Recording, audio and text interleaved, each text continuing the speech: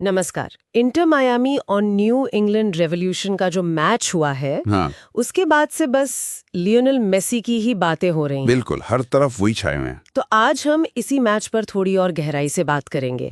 हमारे पास कुछ रिपोर्ट्स हैं, कुछ आंकड़े हैं और इनके बेसिस पर हम समझने की कोशिश करेंगे कि मेसी की ये जो उपलब्धि है, ये इतनी खास क्यों है और इस जीत के क्या मायने हैं। हाँ, मतलब कोशिश यही रहेगी कि पता चले कि परफॉर्मेंस इतनी स्पेशल क्यों है। चलिए खोलते हैं इसकी परतें।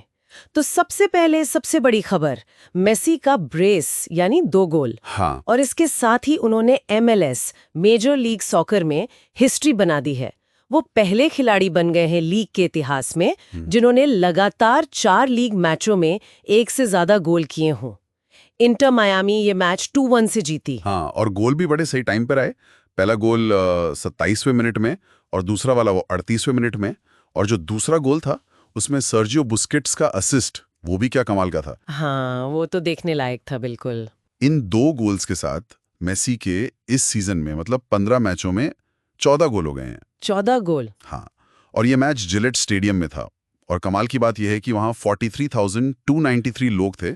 ये इस सीजन में रेव्स के लिए मतलब न्यू इंग्लैंड रेवोल्यूशन के लिए रिकॉर्ड अटेंडेंस थी। अच्छा, हाँ, तो जाहिर है मेसी का जादू चल रहा है, रिकॉर्ड भीड़ और मेसी का रिकॉर्ड तोड़ प्रदर्शन। बिल्कुल। लेकिन जब हम मैच के आंकड़ों को देखते हैं हाँ, तो कहानी थोड़ी अलग लगती है। बिल्कुल बिल्कुल आंकड़े देखकर थोड़ा लगता है कि अरे ये क्या हुआ।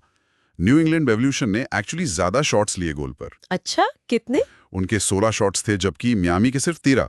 और टारगेट पर भी उनके शॉट ज्यादा थे, 6 उनके, मियामी के सिर्फ 3। तो फिर मियामी जीती कैसे? मतलब सिर्फ मेसी फैक्टर? मेसी फैक्टर तो था ही जाहिर है, लेकिन आंकड़ों के पीछे की जो कहानी है वो और भी दिलचस्प है। यहीं पर वो एक्सपेक्टेड गोल्स यानी XG वाला कॉन्सेप्ट आता है। हाँ, XG। हाँ, XG हमें बताता है कि जो मौके मिले उनकी क्वालिटी के हिसाब से आपको कितने गोल करने चाहिए थे। तो न्यू इंग्लैंड का XG लगभग 1.28 था, ओके। लेकिन वो कर पाए सिर्फ 1 गोल।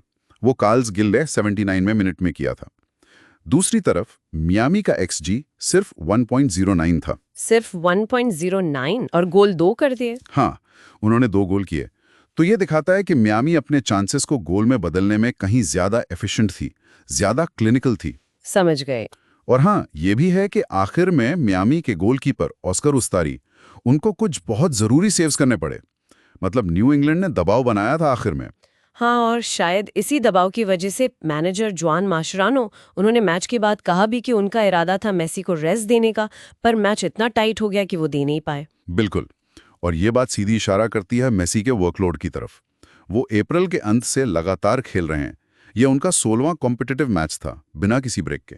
16वां मैच। हाँ, और खबरें ये भी हैं कि मियामी मैनेजमेंट उनके इस हैवी शेड्यूल को लेकर थोड़ी चिंतित है और शायद जल्दी ही उन्हें रोटेट करने का प्लान है, मतलब कुछ मैचों में आराम देने का।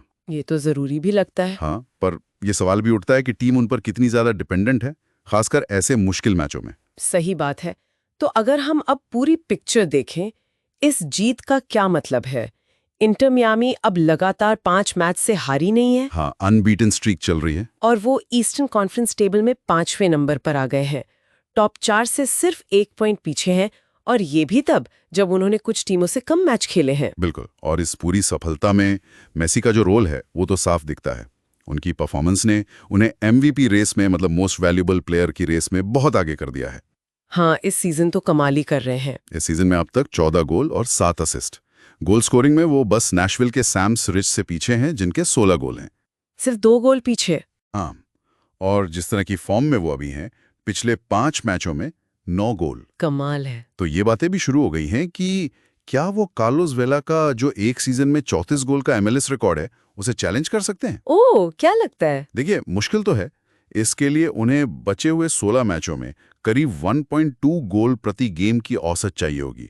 आसान नहीं है बिल्कुल। हाँ, ये औसत बनाए रखना बहुत मुश्किल होगा। बहुत मुश्किल। तो कुल मिलाकर कहानी ये निकलती है कि मेसी एकदम ऐतिहासिक फॉर्म में है और यही इंटर मियामी की जो हालिया उड़ान है उसका सबसे बड़ा कारण है।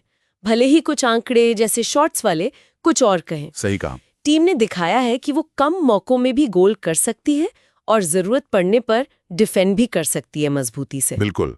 और ये हमें एक अहम सवाल पर भी लाता है, जिस पर शायद हमारे सुनने वाले भी नहीं सोचना चाहें। हाँ, बताइए। कि मेसी का ये जो लगातार खेलना है और टीम उन पर इतनी ज्यादा निर्भर है, इसे देखते हुए ये जो शानदार फॉर्म और लय है, ये कितनी सस्टेनेबल है? मतलब पूरे सीजन तक क्या ये चल पाएगी?